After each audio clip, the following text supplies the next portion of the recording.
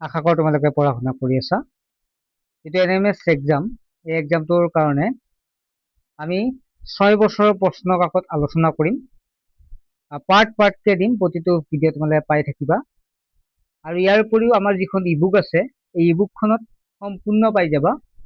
এই বুকখন চালে তোমালোকে আটাইখিনি পাবা, য'ত ইয়াত 6 বছৰৰ কুৱেছৰ লগতে সমাধান। আৰু ইয়াৰ উপৰি আমাৰ যিটো ক্লাছ আছে, এই ক্লাছটোত তোমালোকে জইন হলে এক্সট্ৰা 1% বেলেগৰ পৰা চাব নালাগে, 1% বেলেগৰ পৰা চাব নালাগে। তোমালোকৰ এটাই কাম হ'ব, এই আমাৰ ক্লাছত জইন হলে জাষ্ট আমি দিয়াখিনি তোমালোকে চকু মুদি পঢ়ি থাকা, আৰু এক্সট্ৰা 1% চাব নালাগে। 100% তোমালোকে পাছ কৰিব পাৰিবা। ছাত্ৰ ছাত্ৰীসকল, এটা ভাল স্কলাৰশ্বিপ হয়। স্কলাৰশ্বিপটো পাছ কৰিলে তোমালোকে বছৰি 12,000 টকাকে লাভ কৰিব পাৰিবা। আৰু আমাৰ এটা ভাল খবৰ, আমাৰ পৰা প্ৰত্যেক বছৰে শতাধিক ল'ৰা ছোৱালী পাছ কৰি আছে, ঠিক আছে। আৰু অসমৰ ভিতৰত প্ৰথম স্থান যোৱাবাৰ যিগৰাকী গৈছে আমাৰ ক্লাছৰ পৰাই গৈছে, গতিকে আমাৰ ক্লাছৰ কাৰণে গৌৰৱৰ কথা। আৰু এইবাৰো যোৱা বছৰ বুলি নহয়, তাৰ উপৰি বছৰ হায়েষ্ট মাৰ্ক মানে পায় আমাৰ পৰা। আৰু এই বছৰ আমাৰতো একদম অসমৰ ভিতৰত হায়েষ্ট মাৰ্ক পাইছে। গতিকে ছাত্ৰ ছাত্ৰীসকল, এইবাৰো আমি চেষ্টা কৰিছো। ইতিমধ্যে আমাৰ ক্লাছ ষ্টাৰ্ট হৈছে। যদি কোনো ছাত্ৰ ছাত্ৰী ইচ্ছুক হয়, তেতিয়াহ'লে হোৱাটছএপ নাম্বাৰ যিটো আছে 9394628219, চোৱা আমাৰ এইটো ক্লাছটো এনএমএছ এক্সামৰ পৰা আমি প্ৰায় 4-5 বছৰ পৰা পঢ়াই আছো। গতিকে আমি জানো কেনেকুৱা প্ৰশ্ন আহে, কি আহে, সকলোখিনি। গতিকে তোমালোকে 299 টকা পেমেন্ট কৰি কেনে তোমালোকে 299 টকা পেমেন্ট কৰি তোমালোকে জইন হলে এখন ইবুক পাব, যিখন ইবুকত সম্পূৰ্ণ পাই যাব। ইতিমধ্যে বহু ল'ৰা ছোৱালী আমাৰ তাত জইন হল আৰু তেওঁলোকে পঢ়ি আছে। যদি তোমালোকৰ যদি পাছ কৰিব বিচাৰিছে, পঢ়িব বিচাৰিছে, তোমালোকে SMS কৰিলে হ'ল হোৱাটছএপত, ঠিক আছে। আমি আটাইখিনি তোমালোকক পঢ়াই দিম। তোমালোকে চিন্তাই কৰিব নালাগে। তোমালোকে পৰীক্ষাৰ দিনা ক'ব লাগিব, পৰীক্ষা এমাহৰ আগতে ক'ব লাগিব যে তোমালোকৰ সম্পূৰ্ণ কোৰ্চ শেষ হ'ল বুলি, ঠিক আছে। আমি মক টেষ্ট পাতিম, সকলোখিনি পাই যাবা, মেইনলি সকলোখিনি পাবা। হোৱাটছএপত জাষ্ট SMS কৰিলে হ'ল। তোমালোকক 100% আমি তোমালোকক পাবলৈ সক্ষম কৰাই দিম, যদি তোমালোকে আমি দিয়াখিনি ফ'ল' কৰা। ইতিমধ্যে বহু ল'ৰা ছোৱালী আমাৰ তাত জইন হৈছে আৰু ইতিমধ্যে আমাৰ এডমিশ্যন হৈ আছে, ঠিক আছে। কোনো ছাত্ৰ যদি জইন হ'ব বিচাৰে হ'ব পাৰে, ঠিক আছে। নাম্বাৰটো 9394628219, কাৰণ আমি আগৰ পৰাই পঢ়াই আছো আৰু সেইকাৰণে আমি গম পাওঁ কেনেকুৱা প্ৰশ্ন আহে। এতিয়া আমি আজি এইটো যিটো আমি আলোচনা কৰিম, যে আমি 6 বছৰৰ কুৱেশ্যন আলোচনা কৰি যাম। আৰু ক্লাছততো আমি সকলোখিনি A to Z পঢ়াই আছো। তোমালোকে জইন হলে হ'ব পাৰিবা, ঠিক আছে। আৰু আমি ইউটিউবতো দি থাকিম, ইউটিউবতো তোমালোকে পাবা। কিন্তু ক্লাছত তাৰমানে তোমালোকে জইন হোৱা, তেতিয়াহ'লে কোনো নিশ্চিন্ত নাই, তোমালোকে আটাইখিনি পাই যাবা, ঠিক আছে। মোৰ মতে 299 ডাঙৰ কথা নহয়। যদি তোমালোকে পাছ কৰিম বুলি ভাবিছা, তোমাৰ ওচৰতো পাই যাব, তুমি নাপাব পাৰা। যদি তুমি পাম বুলি ভাবিছা, যে ওচৰতো পাছ পেলাই তুমি আগবাঢ়িম বুলি ভাবিছা, ক্লাছত জইন হোৱা, আটাইখিনি আমি পঢ়াই দিম, ঠিক আছে। লাইভ ক্লাছ আমি 2-এটা ক্লাছ দি দিছো, তোমালোকে চোৱা। যদি বুজি পোৱা নাই, জইন হ'ব নালাগে। যদি বুজি পাইছা, জইন হ'ব পাৰিবা। এতিয়া আমি প্ৰথম প্ৰশ্নটোৰ পৰা আৰম্ভ কৰিছো।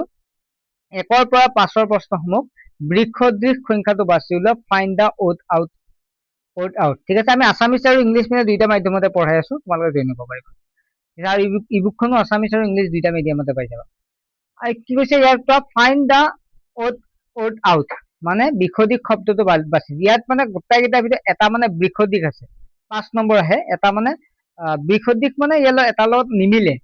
এতিয়া প্ৰথম যদি চাওঁ, তেতিয়াহ'লে কি আছে ইয়াত? আপেল আছে বা এপল, গোলাপ ফুল বা ৰ'জ, লটাছ পদুম ফুল, আৰু ভেট ফুল বা লিলি আছে। ইয়াত তোমালোকে গমে পাইছা, তোমালোকে ডাইৰেক্ট গম পাইছা বাকী কেইটা হৈছে ফ্লাৱাৰ বা ফুল, ঠিক আছে। বাকী কেইটা ফুল, কিন্তু আপেলটো কি হৈছে? এটা ফল হয়, ফ্ৰুইটছ হয়। গতিকে এনচাৰটো কি হ'ব? এটো হ'ব ইয়াৰ শুদ্ধ উত্তৰ। যিটো নিমিলে, যিটো বাকী কেইটাৰ লগত নিমিলে, সেইটোৱে হ'ব ইয়াৰ এনচাৰ, ঠিক আছে। গতিকে কোনটো হ'ব? তোমালোকে এনচাৰটো গমে পালা, এটো হ'ব ইয়াৰ শুদ্ধ উত্তৰ। 2 নম্বৰ প্ৰশ্নলৈকে আগবাঢ়িব পাৰো। জানুৱাৰী দিয়া আছে, ফেব্ৰুৱাৰী দিয়া আছে, এপ্ৰিল দিয়া আছে, আৰু আগষ্ট দিয়া আছে। ইয়াৰ শুদ্ধ কোনটো হ'ব? আমি যে এনচাৰ চাওঁ, তোমালোকে ট্ৰাই কৰা কি হ'ব পাৰে ইয়াৰ এনচাৰ। ইয়াৰ এনচাৰটো হ'ব ফেব্ৰুৱাৰী। কিয় হ'ব মই তোমালোক বুজাই দিম। চোৱা, বাকী কেইটা হৈছে, বাকী কেইটা মাহতকৈ ফেব্ৰুৱাৰী মাহটোক কি বুলি কোৱা হয়? বাকী চোৱা, ফেব্ৰুৱাৰী মাহটো মিলি 28 দিনীয়া থাকে, আৰু 4 বছৰৰ মূৰত 29 দিনীয়া হয়, লিপ ইয়াৰ বুলি কোৱা হয়। গতিকে বাকী কেইটা নৰ্মেল মাহ হয়, আৰু এই মাহটো ফেব্ৰুৱাৰী মাহটো 28 আৰু 29 দিনীয়া ভিতৰত পৰে। গতিকে আমি যে এনেকৈ দিয়া থাকে, তোমালোকে ডাইৰেক্ট ফেব্ৰুৱাৰীটোৱে অপশ্যনত দিবা। যদি বেলেগ মাহো দিয়া থাকে, ফেব্ৰুৱাৰী দি থাকে, ফেব্ৰুৱাৰীটোৱে দিবা, ঠিক আছে। কাৰণ ফেব্ৰুৱাৰীটো বাকী কেইটাৰ লগত নিমিলে, বাকী কেইটা যদি নৰ্মেল হয়, আৰু ফেব্ৰুৱাৰীটো হৈছে লিপ ইয়াৰ ভিতৰত ইয়াৰ এটা দিন 4 বছৰ মূৰত বাঢ়ি যায়, গতিকে ফেব্ৰুৱাৰীটো হ'ব ইয়াৰ শুদ্ধ উত্তৰ। 3 নম্বৰ প্ৰশ্নটো যদি চাওঁ তেতিয়াহ'লে আৰ দিয়া আছে, আই দিয়া আছে, নোজ দিয়া আছে, থ্ৰোট দিয়া আছে, মানে কাণ, চকু, নাক, ডিঙি, ইয়াৰ লগত কোনটো মিলিব, মানে অমিল হ'ব। এতিয়া কিছুমান ল'ৰা ছোৱালীয়ে ডাইৰেক্ট এনচাৰ দি থৈ আহে, কিন্তু তেনেকুৱা নকৰিব। আমাৰ ক্লাছৰ খিনি বাৰু টেকনিক দিয়ে দিছো কি কৰিব লাগে কি কৰিব নালাগে, আৰু বাকী তোমালোককো দি দিম, তোমালোকে জইন হলে লাষ্টত আমি আটাইখিনি টেকনিক দি দিম কেনেকৈ কৰিব লাগে। ইয়াত চোৱা, কাণ, চকু, নাক আৰু ডিঙি, ইয়াৰ লগত কোনটো জড়িত আছে আমি চাম। ইয়াত চোৱা, কাণ, চকু আৰু নাকটো হৈছে আমাৰ সেন্স অৰ্গেন, বা আমি কি বুলি কওঁ, আমি ইন্দ্ৰিয় হয়, আমি 5 ইন্দ্ৰিয়ৰ বিষয়ে পাওঁ যে আমি সেইটো হ'ব। এতিয়া কাণেৰে কাণ, চকু, আমি 5টা ইন্দ্ৰিয় পাইছো, কাণ, চকু, নাক, জিভা হ'ব জিভা, তাৰপিছত ছাল, এইকেইটা হৈছে 5 ইন্দ্ৰিয় বুলি কোৱা হয়, 5 সেন্স বুলি কোৱা হয়, ঠিক আছে, 5 সেন্স। সৰি আমি কি বুলি কওঁ এইটো, মানে এইকেইটা জৰিয়তে আমি গম পাওঁ, যে আমি কাণৰ জৰিয়তে শুনো, চকুৰ দৰে আমি গম পাওঁ, এইকেইটা হৈছে পঞ্চ ইন্দ্ৰিয় বুলি কোৱা হয়। আৰু থ্ৰোট যিটো আছে, ডিঙিটো ইয়াৰ ভিতৰত নপৰে, ঠিক আছে, বাকিটা সেন্স অৰ্গেন বুলি কোৱা হয়। নেক্সট হৈছে এছিয়া, ইউৰোপ, আফ্ৰিকা, কানাডা। ইয়াত তোমালোকে জানা 7খন আমাৰ মহাদেশ আছে, এছিয়া, আফ্ৰিকা, ইউৰোপ, উত্তৰ আমেৰিকা, দক্ষিণ আমেৰিকা, ওচানিয়া, এণ্টাৰ্কটিকা, এনেকুৱাকে আমি কেইখন মহাদেশ পাইছো, 7খন পাইছো। কিন্তু আমি কানাডাখন কি আজিলৈকে মহাদেশ বুলি জানো নেকি? নাজানো। কানাডা এখন হৈছে দেশ হয়, গতিকে বাকীখন মহাদেশ কানাডা দেশ হ'ব, গতিকে ইয়াৰ উত্তৰটো হ'ব ডিটো হ'ব শুদ্ধ উত্তৰ, মানে যিটো নিমিলে সেইটোৱে লিখিব দিছে, কানাডাটো নিমিলে, গতিকে কানাডা হ'ব ইয়াৰ শুদ্ধ উত্তৰ। 5 নম্বৰ হৈছে মাৰ্কিউৰী, মুন, জুপিটাৰ আৰু ভেনাছ, মানে বুধ গ্ৰহ, চন্দ্ৰ, বৃহস্পতি আৰু শুক্ৰ, ইয়াৰ ভিতৰত কোনটো হ'ব শুদ্ধ উত্তৰ? আমি জানো যে ইয়াত কি আছে, বুধটো, চন্দ্ৰটো, বা বাকীকেইটা আমি গ্ৰহ পাইছো, প্লেনেট পাইছো, আৰু যিটো মুনটো হৈছে চেটেলাইট হয়, অৰ্থাৎ উপগ্ৰহ হয়, ঠিক আছে। বাকীকেইটা গ্ৰহ তোমালোকে জানা, ঠিক আছে, বুধ, শুক্ৰ, পৃথিৱী, মংগল, বৃহস্পতি, শনি, ইউৰেনাছ, নেপচুন, তেনেকুৱাকে আমি গ্ৰহ পাওঁ, কিন্তু মুনটো হৈছে এটা চেটেলাইট হয়, চন্দ্ৰ হ'ব ইয়াৰ শুদ্ধ উত্তৰ বিটো। যিটো নিমিলে আমাক সেইটোকে উলিয়াব দিছে, গতিকে আমি নিমিলে গম পালো কোনটো নিমিলে, যিটো আমাৰ চন্দ্ৰটো নিমিলে, চন্দ্ৰটো হ'ব ইয়াৰ শুদ্ধ উত্তৰ। তাৰ পিছৰ প্ৰশ্নটোলৈকে আগবাঢ়িব পাৰো, 6 নম্বৰৰ পৰা 10 নম্বৰ প্ৰশ্নলৈকে আগবাঢ়িম। কৈছে চোৱা, in each of the following question 4 numbers are given, out of these 3 are alike in some way but rest one is different, choose the one which is different from the other. যে নিৰ্দেশনা দিয়া আছে 6 পৰা 10লৈকে দিয়া আছে, তলত দিয়া প্ৰতিটো প্ৰশ্নৰ 4টা সংখ্যা দিয়া আছে, 4টা সংখ্যাৰ ভিতৰত 3টা সংখ্যা কিবা ধৰণে সদৃশ মানে মিল থাকে, আৰু এটা অসদৃশ মানে বিসদৃশ মানে মিল নাথাকে। বিসদৃশ সংখ্যাটো বাছি উলিয়াব, মানে মিল নোহোৱা শব্দটো বাছি উলিয়াব দিছে, মানে আগৰটোৰ নিচিনা, আগতে কোনো বস্তু দিয়া আছিল, ইয়াত এবাৰ সংখ্যা দিছে বা নাম্বাৰ দিয়া আছে। এতিয়া আমি কেনেকৈ কৰিম, ইয়াত কি দিয়া আছে, প্ৰথম যে 385, 540, 94, 176 আৰু 427, আমি যেতিয়া প্ৰেক্টিচ কৰো তেতিয়া আমি গম পাম, আমি ক্লাছতো আমি প্ৰেক্টিচ কৰি আছো, কৰি থাকিলে গম পাবা তোমালোকে। 385, এই 385ক যদি আমি 11ৰে হৰণ কৰো তেতিয়াহ'লে কিমান পাম জানানে? 385ক 11 দি 3 11 33, 3 বাৰ যাব, অৰ্থাৎ 3 11 যা 33, 3 বাৰ যাব, আৰু কিমান থাকিল 33, আৰু থাকিল 5 থাকিল, 5 11 55, অৰ্থাৎ 35ৰে হৰণ যায়, মানে 385 35ৰে হৰণ যায়। কৰি চাবা তোমালোকে যদি কিবা প্ৰব্লেম পোৱা। তাৰপিছত তোমালোকে 594 কোৱাচোন, 594ক হৰণ কৰা, কিমান 11 দি কৰি চোৱাচোন, 11 1 গুণ 11, 2 11 22, 3 11 33, 4 11 5 11 55, 5 বাৰ যাব হয় না, ওপৰত মই লিখি দিছো 5 বাৰ যাব, 5 11 55 হ'ব, আৰু কি থাকিল 4 নুমিল, গতিকে 9 পৰা 5 গ'লে 4, 4 11 44, গতিকে চোৱা, সৰি 4 হ'ব ইয়াত, অৰ্থাৎ 54 হ'ব, আৰু 4 11 44 54 হ'ব। গতিকে এইটোকো হৰণ গৈছে, এইটোকো হৰণ গৈছে, এইটোকো হৰণ গৈছে। আকৌ 176টোক হৰণ কৰি চাম, আমি দুটা গম পালা, এইটো হৰণ দুইটা 11ৰে গৈছে, 176 টো ঘৰণ কৰি চোৱাচোন 176 কিহেৰে কৰিবা 11ৰে কৰিবা 11 1 গুণ 11 11 1 গুণ 11 6 ৰল 7 1 গলে 6 হ'ব 6 11 66 বা 66 হ'ব 66 তাৰপিছত নেক্সট আৰু এটাই থাকিল 427 কো তোমালোকে 11ৰে হৰণ কৰি চোৱা 11 1 গুণ 11 2 11 22 3 4 11 44 নাযায় 3 11 33 হ'ব 3 7 ৰল ইয়াত 1 ৰল 12 পে 3 গলে 9 যাবনে 97 নাযায় 11ৰে হৰণ এটা অপচন নম্বৰ ডি টো হ'ব ইয়াৰ শুদ্ধ উত্তৰ মানে এটা কথাই তোমালোকে বুজি পালা বাকি কেইটা সংখ্যাক 7ৰে 11ৰে হৰণ গল কিন্তু এইটো আমি হৰণ নগল গতিকে ডি টো হ'ব ইয়াৰ শুদ্ধ উত্তৰ 7 নম্বৰ প্ৰশ্নটোলৈকে আমি আগবাঢ়িব পাৰো ইয়াত দি আছে 17 15 13 আৰু 11 নিশ্চয় তোমালোকৰ মনত পৰিছে এইটো এনসাৰ কি হ'ব ইয়াৰ এনসাৰ যদি চাওঁতে 17 টো এটা প্ৰাইম নাম্বাৰ বা মৌলিক সংখ্যা 15 টো এটা মৌলিক সংখ্যা হয় নে নহয় 13 টো এটা মৌলিক সংখ্যা 13 টো প্ৰাইম নাম্বাৰ হয় 11 টো মৌলিক সংখ্যা গতিকে আমি দেখা পালো যে বাকি গোটাই কেইটা মৌলিক সংখ্যা হয় 17 13 11 আৰু 15 টো নহয় মানে 15 টো এটা কম্পোজিট নাম্বাৰ বা আমি যৌগিক সংখ্যা বুলি কওঁ কাৰণ কিয় মৌলিক সংখ্যা কিয় যৌগিক সংখ্যা কাৰণ 17 টো আমি ভাগ কৰিব নোৱাৰো 1 পূৰণ 17 বেলেগ সংখ্যা দি পাৰিবা নেকি নোৱাৰা তাৰপিছত 13 টো ভাগ কৰাচোন 1 13 যা 30 মানে 1 13 গুণ 13 আৰু 11 টোক ভাগ কৰাচোন 1 11 যা 11 হ'ব মানে 1 1 গুণ 1 11 11 হ'ব বেলেগ সংখ্যা দি ভাগ কৰিব পাৰো নে নোৱাৰো কিন্তু 15 টো ভাগ কৰি চোৱাচোন তেতিয়াহ'লে তোমালোকে চাবা 1 15 15 আমি পাওঁ 115 যা 15 পালো আৰু লগতে চোৱা এইটো কিমান কোৱা 3 5 গুণ 15 3 5 যা 15 হ'ব গতিকে তোমালোকে গম পালা যে বাকি সংখ্যা কেইটা হৈছে প্ৰাইম নাম্বাৰ কিন্তু বি টো হৈছে এটা কম্পোজিট নাম্বাৰ বা যৌগিক সংখ্যা বাকি কেইটাৰ লগত মিলা নাই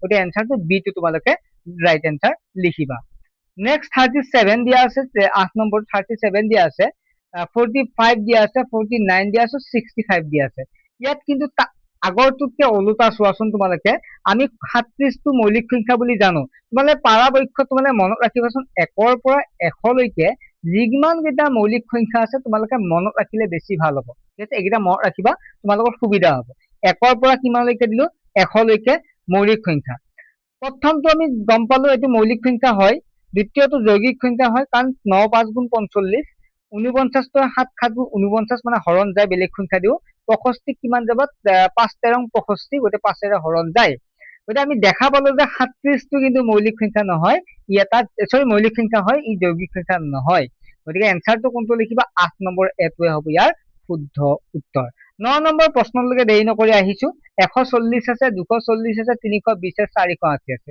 আমি দেখা পাইছো তোমালোকে বাদ দিয়া শূন্য শূন্য কেইটা বাদ দিয়াচোন ভাবা শূন্য শূন্য কেইটা নাই 14 আছে কাৰণ গোটাই কেইটা শূন্য আছে বাদ দিয়াচোন বাৰু 24 আছে 32 আছে আৰু 48 আছে বুলি ভাবি লও শূন্য থাকিলে ভাবা নাথাকিলেও নাই কথা এটা গোটাই কেইটা সংখ্যা 4 দি হৰণ কৰা 4 দি 6 4 গুণ 24 6 4 গুণ 24 32 ক 4 দি হৰণ কৰা 4 8 গুণ 32 48 ক কৰা 8 6 গুণ 48 4 8 গুণ 48 দেব কি আছিল 8 6 গুণ 48 ৰবা দেই 4 1 গুণ 4 7 12 4 12 48 গোটাই কেইটা সংখ্যাকে মানে এইটো যদি আমি 40 যদি 40 বাৰ হ'ব ইয়াত শূন্য দিলে 40 বাৰ যাব গোটাই কেইটা সংখ্যাকে 40 এৰে গৈছে গোটাই কেইটা সংখ্যা কি এৰে 40 এৰে হৰণ গৈছে কিন্তু আমি 14 ক কিন্তু 40 এৰে হৰণটো নাযায় 140 ক 40 এৰে নাযায় কাৰণ 4 দি 14 ক নাযায় 140 এটো 140 ক হৰণ নাযায় মানে আমি ইয়াত পৰা গম পালো বাকি গোটাই কেইটা সংখ্যাকে কি এৰে গৈছে 4 ৰে হৰণ গৈছে কিন্তু আমি 140 ক 4 ৰে হৰণ যোৱা নাই গতে 9 নম্বৰ এটো হ'ব ইয়াৰ শুদ্ধ উত্তৰ 10 নম্বৰটো আহিছো ইয়াত কি আছে 2384 1592 ঠিক আছে তাৰ পিছত দিয়া আছে 3756 আৰু 3629 এটা বহুতে ভাবিছে এইটো বহুত টান অংক বহুত দীঘলকে আছে হয় নহয় বহুত দীঘলকে থকাৰ কাৰণে বহুতে টান বুলি ভাবিছে এতিয়া তোমালোকে ইয়াত একেবাৰে সৰু হিচাপে চোৱাচোন যদি আমি চাওঁ ইয়াত মানে এটা কথা লক্ষ্য কৰিবা তোমালোকে মিলিলে হ'ল ঠিক আছে মিলিলে হ'ল আৰু তোমালোকে ইবুকখন আটাইখিনি পাবা দেই মই আকৌ কৈছো তোমালোকে কোৰ্সটো ললে বহুত সুবিধা হ'ব আগৰ পৰা ষ্টুডেন্ট খিনিয়ে কোৰ্সটো লৈ আছে মেইনলি আমাৰ ক্লাছত যিসকলে মানে আৰম্ভণিৰ পৰা ক্লাছ কৰিছে মেইনলি একমাহ আগৰ পৰা যিসকলে ক্লাছ কৰিছে তেওঁলোকে কিন্তু প্ৰত্যেক বছৰে পাছ কৰি আছে যিসকলে জইন হৈছে মেক্সিমামে পাছ কৰি আছে যিসকলে এসপ্তাহ আগত জইন হৈছে, যিসকলে কিছুমান ল'ৰা ছোৱালী আছে মানে পৰীক্ষালৈকে ৰখি থাকে এসপ্তাহ আগত জইন হয়, কিন্তু তেওঁলোকে কিন্তু পাছ কৰিব পৰা নাই। আৰু তোমালোকে পৰাপক্ষত 299 টকা এটা পেমেন্ট কৰি তোমালোকে জইন হোৱাটো মোৰ মতে বেষ্ট হয়। ঠিক আছে, এটা কথা ক'ব পাৰা, তোমালোকে ক'ব পাৰা যে ছাৰৰ প্ৰফিট হ'ব। হয়, মোৰতো প্ৰফিট হ'বই, কাৰণ মই কষ্ট কৰি আছো, মোক প্ৰফিট লাগিবই।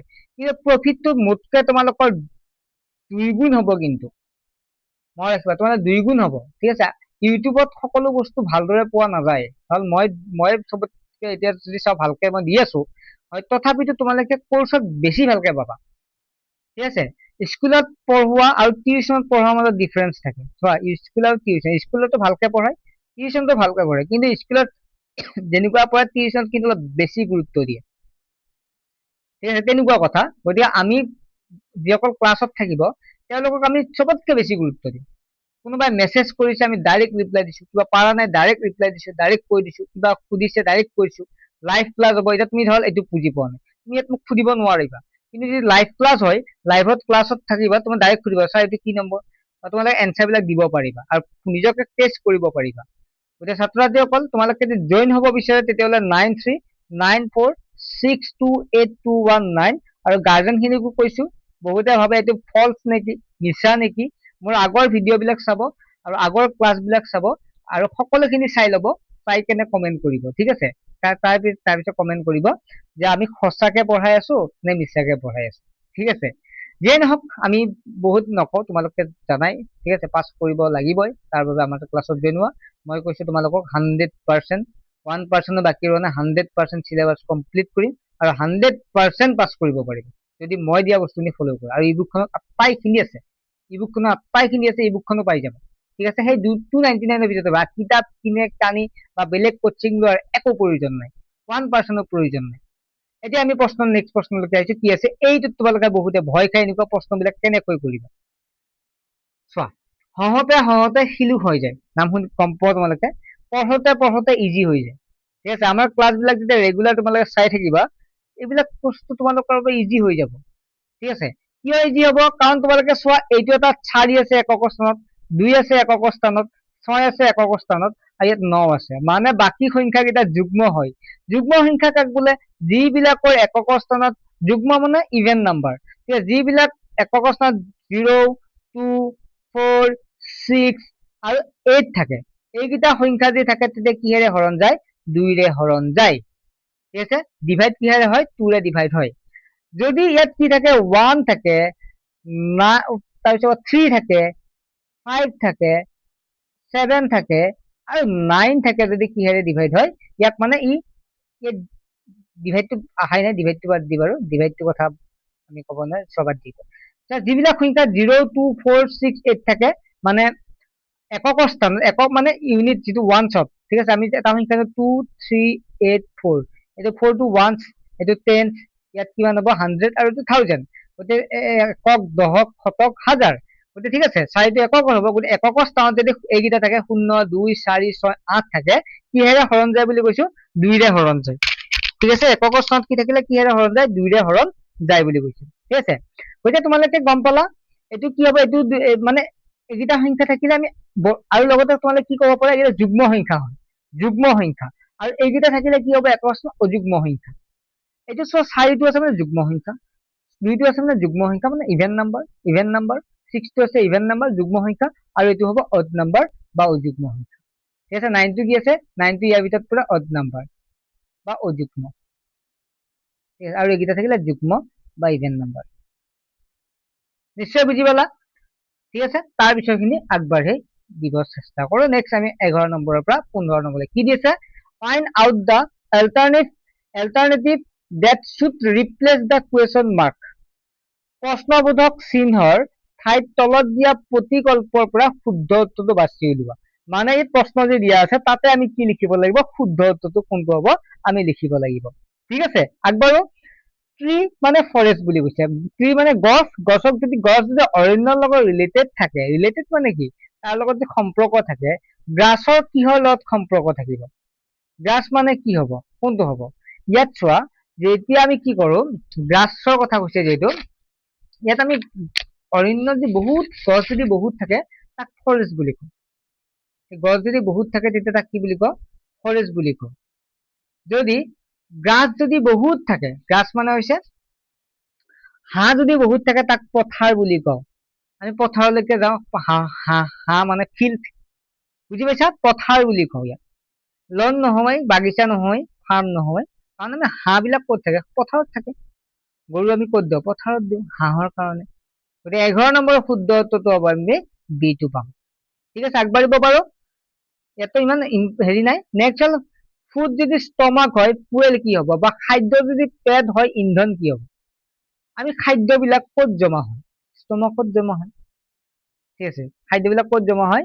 ষ্টমাক মানে পেটত জমা হয়। ইন্ধন ক'ত জমা হয়? ইন্ধন ক'ত জমা হয়? তেতিয়াহ'লে ইন্ধন জমা হয় ইঞ্জিনত। ইঞ্জিন। তোমাৰ যে খাদ্য খাইছা, খাদ্য খাওঁতে ক'ত জমা হৈছে? পেটত জমা হৈছে। ইন্ধনৰ জৰিয়তে কি হৈছে? ইন্ধনটো ক'ত জমা হয়? ইঞ্জিনৰ কাৰণে। ইঞ্জিন চলিলেহে গাড়ী চলিব। কাৰণ আমিতো কওঁ যে ইঞ্জিন চলাওক। এতিয়া তোমালোকে চোৱা, তোমালোকে যদি একো নোখোৱায়ে পঢ়িব মন যাব নেকি? মনটো এনেকুৱা লাগি থাকিব, কি কৰো কি নকৰো লাগি থাকিব, ভোক লাগি থাকিলে, হয় নহয়? গতিকে ইঞ্জিনটো যদি ঠিক নহয় গাড়ী ভাল হ'ব নেকি? নহয়। গাড়ী যিমান ষ্টাৰ্ট মাৰি থাকা, কিমান ষ্টাৰ্ট মাৰি থাক, কাম নহয়, হয় নহয়? গতিকে এনচাৰটো কি হ'ব? ইঞ্জিন হ'ব ইয়াৰ শুদ্ধ উত্তৰ চিটো। 13 নম্বৰ প্ৰশ্নলৈকে আগবাঢ়ো বাৰু। নদীৰ পাৰ আৰু নদী। নদীৰ পাৰ, নদীৰ পাৰত তোমালোকে গাছ মানে থাকে নাই? গা চা ধোৱা নদীত, নদীৰ পাৰত নদীত ধোৱা, হয় নহয়? গতিকে নদীত ধুই পেলাই পুৰা পাৰত পুৰা বহি থাকা, গতিকে নদীৰ পাৰ। নদীৰ বস্তু নদীৰ পাৰ। উপকূল ক'ত হ'ব? কোচ মানে কি হ'ব? বেংক যদি ৰিভাৰ হয় কোচ মানে কি হ'ব? কোচ মানে কি হ'ব? বা উপকূল মানে কি হ'ব? উপকূল কোনবিলাকক কোৱা হয় জানা? সাগৰৰ পাৰক উপকূল বুলি কোৱা হয়। সাগৰৰ পাৰক উপকূল বুলি কোৱা হয়। 13 নম্বৰৰ চিটো হ'ব উত্তৰ শুদ্ধ। ঠিক আছে, উপকূল সাগৰৰ পাৰক। বানপানী, ৱেভছ মানে ঢৌ, সৰি 14 নম্বৰটো, 14 নম্বৰটো। চিপ, চি লগত জড়িত। চিপ মানে খাৱা চিপছ নেকি? নহয়, জাহাজ। জাহাজ কিহৰ লগত জড়িত? সাগৰৰ লগত জড়িত। ঠিক আছে, আৰু উট কিহৰ লগত জড়িত সুধিছে। সাগৰ বুলি ক'লে আমি জুবিন দালৈ মনত পৰে। এইবিলাক আকৌ এবছৰ হ'ব এতিয়া, ঠিক আছে, 19 ছেপ্টেম্বৰত। ত' বেয়া লাগি যায় ভাবিলে। গতিকে যিয়ে নহওক, নেক্সট আমি চাওঁ চি, মানে আমি যিবিলাক বস্তু সাগৰ তেনেকুৱা ক্ষেত্ৰত তুমি জুবিন দালৈ মনত পৰে, আমি প্ৰতিটো গানে জুবিন দাৰ শুনি থাকো। ঠিক আছে, গতিকে চিপ মানে কি হৈছে? চি, সাগৰ লগত, সৰি সাগৰৰ লগত জড়িত। কেমেল মানে কি? উৎকটৰ লগত জড়িত। যদি চিপ মানে জাহাজ ক'ত চলে? সাগৰত চলে। কেমেল মানে কি হ'ব? কেমেল মানে, কেমেল বুলি ক'লে আমি কি বুলি কওঁ? উট। উট কিহত জড়িত? উট জড়িত হৈছে ডিজাৰ্ট বা মৰুভূমিৰ লগত জড়িত। কাৰণ উটটো মৰুভূমিত চলে, হয় নহয়? মৰুভূমিত জাহাজ বুলি কোৱা হয় উটক। ঠিক আছে, সাগৰত যদি জাহাজ চলে আৰু মৰুভূমিৰ জাহাজ কি হ'ব? উট হ'ব। গতিকে ডি হ'ব ইয়াৰ শুদ্ধ উত্তৰ। চামৰা বা লিডাৰ কোবলাৰ বুলি কোৱা হয়। মানে মুচি যে লেডাৰ বনায়। লেডাৰ মানে চামৰাৰ পৰা কি হয়? চামৰাৰ পৰা জোতা মোজা বিলাক বনায়, তাক মুচি বুলি কোৱা হয়। আমি যে কওঁ মুচিৰ ওচৰত যোৱা, জোতাটো ঠিক কৰি আনা। আৰু তেতিয়াহ'লে কাঠৰ কাম কোনে কৰে? ফাৰ্নিচাৰ নহ'ব। ফাৰ্নিচাৰ কুটিৰ শিল্প নহ'ব ইয়াত। ৰাজমিস্ত্ৰী ঘৰে বনায়, মানে পাকা কামে কৰে। ইয়াত কাৰ্পেণ্টাৰ হ'ব, কাঠ মিস্ত্ৰী হ'ব ইয়াৰ শুদ্ধ উত্তৰ। কাঠ মিস্ত্ৰী। তাৰপিছত আহিল 16 নম্বৰৰ পৰা 20 নম্বৰ প্ৰশ্নলৈকে আমি আগবাঢ়িব পাৰোঁ। ইয়াত কৈছে in each of the following question numbers are placed in the figures on the basis of some logics. One place is vacant and indicated by a question mark. Find out the correct alternatives to replace the question mark. মানে কৈছে নিম্নোক্ত প্ৰশ্নসমূহৰ প্ৰতিটোৰে সংখ্যাবোৰত কিছুমান যুক্তিৰ ওপৰত ভিত্তি কৰি চিত্ৰৰ সৈতে দিয়া আছে। তাৰে এটা স্থান খালী আছে আৰু তাত থকা প্ৰশ্নবোধক চিহ্ন দিয়া আছে। প্ৰশ্নবোধক চিহ্নটোৰ বহিবলগীয়া শুদ্ধ বিকল্পটো বাছি উলিওৱা। ইয়াত চাবাচোন প্ৰশ্নটো আগতে চাই লওক কি আছে, হয় নহয়? বহুত ডাঙৰ প্ৰশ্ন আছে, আমি চাই লওক। এনেকুৱা প্ৰশ্নবিলাক আহে পৰীক্ষাত, তোমালোকে জানা, হয় নহয়? এনেকুৱা প্ৰশ্নবিলাক তোমালোকে পাবা, একেবাৰে সহজ চাবা। ইয়াত কি আছে? 5 আছে, ইয়াত 4 আছে, ইয়াত মানে মিলিব আছে। এইটোত কি হ'ব সুধিছে, মানে এইটোত এই লিংকটো কিহত আছে আমি চাম, তেতিয়া আমি এই লিংকটো উলিয়াব পাৰিম, হয় নহয়? লিংকটো চালেহে আমি গম পাম যে কি চিষ্টেমত আছে। ডাইৰেক্ট কৰিব পাৰিব নেকি? নোৱাৰা। এতিয়া চব 5 3 এইফালে 4 থাকিল আৰু মাজত 19, কেনেকৈ পালা? মই যে এনেকুৱা কৰো 5 আৰু 3, মানে 5 আৰু 3 যদি পূৰণ কৰো কিমান পাওঁ 15 পাওঁ 15 লগত মই এই তলৰ 4টো যোগ কৰিলে কিমান পাইছো 19 পাইছো মিলিছে দেখোন এটাত মিলিলে নহব আমি এইটোতে মিলি থম এইটোতে চাম ইয়াত কি কৰিবা 6 পূৰণ 4 6 4 গুণ 24 লগত আমি ইয়াত 5 আছে না 5টো মিলাই চোৱা কিমান আছে 29 দুইটা মিলিল আমি মানে দুইটা মিলিল 19 পালো 29 পালো ঠিকেতো আছে 29 আৰু 19 আছে গতিকে বাকি তোমালোকে টেনচন কিয় লৈছা সেই নিয়মত যেনেকৈ কৰিলে এইটো কৰি দিয়া 7 পূৰণ 5 7 5 গুণ কিমান হ'ব 7 5 গুণ কিমান হ'ব 35 আৰু এফালে 6 থাকিল 6টো যোগ কৰি দিয়া 35 4 কিমান 6 5 11 1 হাতে গলে 3 1 4 হ'ব 41 অপচন চাম এতিয়া আছে নে নাই আমিতো দেখা পালো অপচনটো সিটো গতিকে সিটো হ'ব ইয়াৰ শুদ্ধ উত্তৰ গতিকে অপচন সিটো হ'ব ইয়াৰ শুদ্ধ উত্তৰ 41 হ'ব মানে এই খালি ঠাইত কি বহিব 41 বহিব গতিকে অপচনটো লিখিলে হ'ল সিটো তাৰ পিছতো দেখা পাই বহুতে ভয় কৰিছে চাগে কি হ'বনো হয়নে এইবিলাকনো ইমান সোনকালে কেনেকৈ কৰিব পাৰিম এই টিপছ বিলাক আমাৰ ক্লাছত দিম ঠিক আছে ক্লাছত জইন হবা ঠিক আছে ক্লাছত জইন হবা বেছি পইচা নহয় সকলোৱে ল'ব পৰা কোৰ্স 299 টকা 1500 কৰি দিয়া নাই সকলোৱে ল'ব নোৱাৰিব 299 কাৰণে তোমালোকে ল'ব পাৰিবা ঠিক আছে এটা ৰিচাৰ্জৰো পইচা নাই আজিকালি মিনিমাম ৰিচাৰ্জ 349 ঠিক আছে আৰু পৰীক্ষালৈকে পাৰিবা লাইভ ক্লাছ সকলোখিনি পাই যাবা ঠিক আছে এটা 3 আৰু 8 কেনেকৈ মিলি আছে চোৱাচোন মই এটা আইডিয়া কৰিব পাৰিছো ইয়াত তোমালোকে পাৰিছে নে মই নাজানো 3 5 9 কি আছে 3 5 7 9 11 13 আছে এইকেইটাৰ লগত বাৰু কথা নাই আমি তলৰটোহে লাগে ইয়াত চোৱা 3 আছে নহয় নে চোৱাচোন তলৰটোহে লাগিব দেই 3 আছে নহয় নে 3 পিছত 8 কেনেকৈ পালো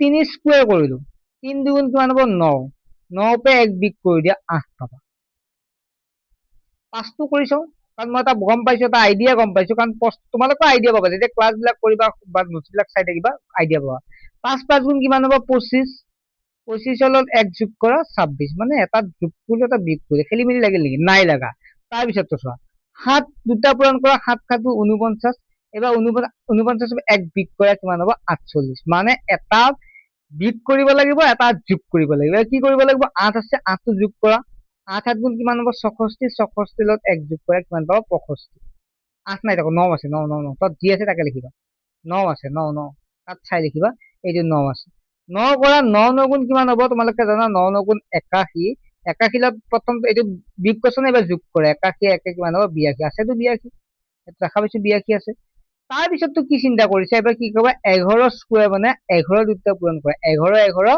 11 11 121 আগতো বিগ কোৱেশ্চন যোগ কোৱেশ্চন এবাৰ বিগ কৰা কিমান হ'ব 120 এতিয়া অপচনটো চালে হ'ল যদি আছে উত্তৰ হ'ব যদি নাই আকৌ কৰি চাম গতিকে আমি দেখা পালো বি টো শুদ্ধ আছে অপচন 120 আছে গতিকে ইয়াৰ শুদ্ধ উত্তৰ 120 হ'ব আৰু কৰি থকাৰ প্ৰয়োজন নাই মানে কি কৰিলো 3 3 গুণ 9 9 পে 1 বুলি 8 5 5 গুণ 25 25 1 26 এটা বিগ কৰিছো এটা যোগ কৰিছো ঠিক আছে যদি কিবা অসুবিধা আছে মোক কমেন্ট সেকশনত জনাবা আৰু ক্লাছত বাৰু আকৌ মই ৰিভিজন কৰিম এইবিলাক টেকনিক আধা ছেকেণ্ডত কৰিব পৰা কৰি দিম তোমালোকক ইয়াত চোৱা এইটো কি সিস্টেম হ'ব বৃত্তটোত কি সিস্টেম হ'ব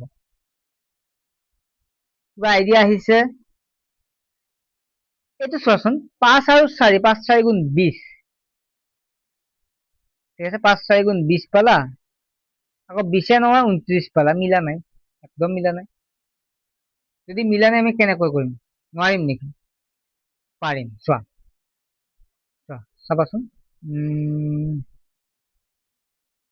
ইয়াত 5 4 গুণ 20 তাৰপিছত কি হল 20 লিখিলো 20 5 4 9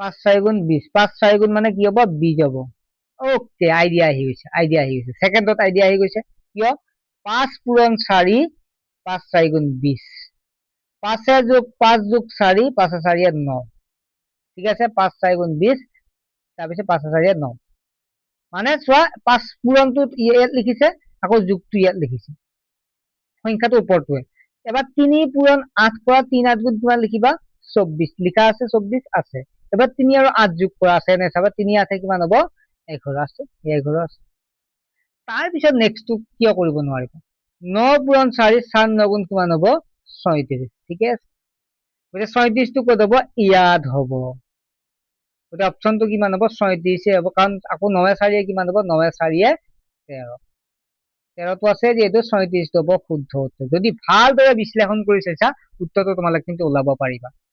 ঠিক আছে, উত্তৰ ওলাব পাৰিবা। নেক্সট প্ৰশ্নলৈকে 19 নম্বৰ প্ৰশ্নলৈকে আগবাঢ়িব পাৰো নেকি? 19টো কি আছে চোৱা। ইয়াত 1 আছে, 2 আছে, 3 আছে, 11 আছে, 7 আছে, 5 আছে। কি চিষ্টেমত আছে? কি চিষ্টেমত আছে সেইটো চাব লাগিব। ইয়াতো একো কথা নাই, 1 আৰু 11 আছে। ঠিক আছে, 1 আৰু 11 তোমালোকে এটা কাম কৰা, 11 আছে নাই, 11ৰ লগত তোমালোকে 1 এটা যোগ কৰা। ঠিক আছে, আকৌ পূৰণ 11 বিয়োগ 1 কৰা। 11 আছে নহয়, 11 লগত 1 যোগ কৰা, আকৌ 11 লগত 1 বিয়োগ কৰা। 11 পৰা 1 গলে কিমান হব? 10। 11 একে 12 হব, পূৰণ 11 পৰা 1 গলে 10 হব, কিমান হব? 12 দুগুণ 120। এতিয়া তোমালোকে ভাবি এইটো কেনেকৈ কৰিম? আমিতো ফটাকখানে কৰিব নোৱাৰিম, সোনকালেতো কৰিব নোৱাৰিম, তাতে ভাবি থাকিব লাগিব। ভাবি বনালে টিপছ আছে, এই টিপছ বিলাক আমি ক্লাছত কৰিম আলোচনা। ঠিক আছে, টিপছ বিলাক তোমালোকে পাই যাবা। নেক্সট হৈছে 2 আৰু 7 আছে। গতিকে প্ৰথম কি কৰিবা, এই 7টো 7ৰ পৰা 2 কি কৰিবা? যোগ কৰিবা। এবাৰ 7ৰ লগত 2 যোগ কৰিবা, আকৌ এবাৰ পূৰণ 7ৰ পৰা বিয়োগ কৰিবা 2। ঠিক আছে, দুইটা বস্তু চাবা। 7 2 কিমান হব? 9 হব। 7ৰ পৰা 2 গলে কিমান হব? 5 হব, হয় নে নহয়? 7 9 5 গুণ 45 আছে নে অপশ্যনত? আছেতো অপশ্যন। গতিকে বাকী টেনচন কিয় কৰিছা? তোমালোকে বাকীখিনি কৰি যোৱা। 5ৰ পৰা তোমালোকে এবাৰ কি কৰিবা? 3 বিয়োগ কৰিবা এবাৰ, আৰু 5ৰ লগত 3 যোগ কৰিবা। বা প্ৰথম যোগটো কৰিছিলো নে যোগে কৰি দিয়া? প্ৰথম যোগটো হৈছিল, যোগ কৰি দিয়া। একো কথা নাই, বিয়োগ কৰিলে প্ৰব্লেম, কথা একে। ঠিক আছে, কোনো কথা নাই। প্ৰথম যোগ কৰিছিলা তো তোমালোকৰ নহলে খেলি মেলি নহব। 5ৰ লগত কি কৰিবা? 3 যোগ কৰিবা, আকৌ পূৰণ 5ৰ লগত 3 বিয়োগ কৰিবা। 5ৰ লগত 3 বিয়োগ কৰিবা, 3 বিয়োগ কৰিবা। এতিয়া 5 3 কিমান হব? 8 থাকিল, পূৰণ 5ৰ পৰা 3 গলে কিমান থাকিল? 2 থাকিল। 8 দুগুণ 16। এতিয়া চাব লাগিব অপশ্যনত বা আছে নে নাই। গতিকে অপশ্যনত আমি দেখা পালো এটোতো শুদ্ধ উত্তৰ, গতিকে 11 নম্বৰ এটো হব ইয়াৰ শুদ্ধ উত্তৰ। সৰি 19 নম্বৰৰ এটো। 20 নম্বৰ প্ৰশ্নটো, 20 নম্বৰটো কি হব? তোমালোকক মই গোটেইখিনি কৈ দিম, জাষ্ট তোমালোকে এইটো এনচাৰটো তোমালোকে দিবা। চোৱা কিমান হব? 4 আছে আৰু এইফালে 9 আছে।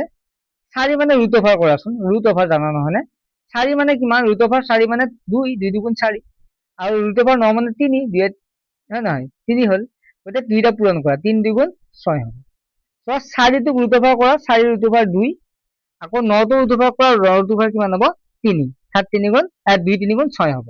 এইবাৰতো চোৱা, ইয়াত চোৱাচোন, 9 মানে কিমান? 3 3 গুণ 9, 16 মানে কিমান? 7 4 গুণ 16, 2টা পূৰণ কৰি দিয়া, 7 3 গুণ 12 হব। আকৌ এবাৰ কৰি চাবা, 4 4 আৰু কি আছে? 4 এইটো 4 আছে, 4 বৰ্গমূল কিমান? 2, 9 বৰ্গমূল কিমান? 3, 3 3 গুণ 9, 2 2 গুণ 4, যিটো 3 2 গুণ 6, 6 আছে। আকৌ কৈছো 9 মানে কিমান? 3 3 গুণ 9, 16 মানে কিমান? 7 4 গুণ 16, 7 3 কিমান? 12 হব। তেতিয়াহ'লে ইয়াৰ এনচাৰটো কি হব? তোমালোকে মোক কমেন্ট সেকশনত জনাবা। ঠিক আছে, কমেন্ট সেকশনত জনাবা তোমালোকে কি হয়। আৰু প্ৰথম 5 জনৰ কমেন্ট মই নেক্সট ক্লাছত মই এনাউন্স কৰি দিম। ঠিক আছে, 5 জনৰ কমেন্ট মই নেক্সট ক্লাছত এনাউন্স কৰি দিম, কোন কোনে কোৱা। ঠিক আছে, আৰু কমেন্টটো দি তোমালোকৰ নামটো লিখি দিবা। ঠিক আছে, কমেন্টটো দি ধৰা হল অপশ্যন ধৰা এ দিলা, 5 জন, প্ৰথম 5 জনৰ মই নাম এনাউন্স কৰিম। ধৰ এটো হৈছে জ্যোতিৰ্ময়, তোমালোকে জ্যোতিৰ্ময় বুলি দিবা। ঠিক আছে, মই নামটো ইউটিউবৰ এনাউন্স কৰি দিম। ঠিক আছে, মই সকলোকে জনাই দিম, তোমালোকে কোনটো এনচাৰ কোনে উত্তৰ দিব পাৰে। নামটো লিখি অপশ্যন এ দিবি, নাই নিজৰ নামটো লিখি দিবা, তেতিয়া নামটো কোৱাত সুবিধা হ'ব। ঠিক আছে, আমি নেক্সট আলোচনা কৰিম 21 নম্বৰৰ পৰা বাকী নম্বৰ খিনি পাৰ্টকে আলোচনা কৰিম। ছাত্ৰ ছাত্ৰীসকল, আশা কৰো তোমালোকে ক্লাছটো ভাল পাইছা। চেনেলটো ছাবস্ক্ৰাইব কৰি ৰাখিবা, আৰু ইয়াৰ উপৰি ক্লাছত জইন হলে তোমালোকে সম্পূৰ্ণ পাবা। তোমালোকৰ ক্লাছ জইন হোৱা মানে তোমালোকৰ দায়িত্ব মই ল'ম। ঠিক আছে, দায়িত্ব মই ল'ম পৰীক্ষাত কেনেকৈ আগবাঢ়িব লাগে, পাছ কৰিব লাগে। ঠিক আছে, তোমালোকে ক্লাছ জইন হোৱা মানে আজি যদি জইন হোৱা, আজিৰ পৰা তোমালোকৰ দায়িত্ব মোৰ এই পৰীক্ষাটোৰ বাবে। ঠিক আছে, একদম নৱেম্বৰৰ 28 তাৰিখলৈকে দায়িত্ব মোৰ 299 টকাৰ ভিতৰত। ঠিক আছে, নেক্সট এটা ভিডিঅ'লৈ পাম। বাই। নম্বৰটো মই আকৌ চেণ্ড কৰিছো, 9394628219। এই নম্বৰটো SMS কৰিবা যদি ক্লাছ বিলাক ভাল পোৱা। ঠিক আছে, মই আগত ক্লাছো দিছো, তোমালোকে চাই ল'বা। ঠিক আছে, হ'ব দিয়া আজি।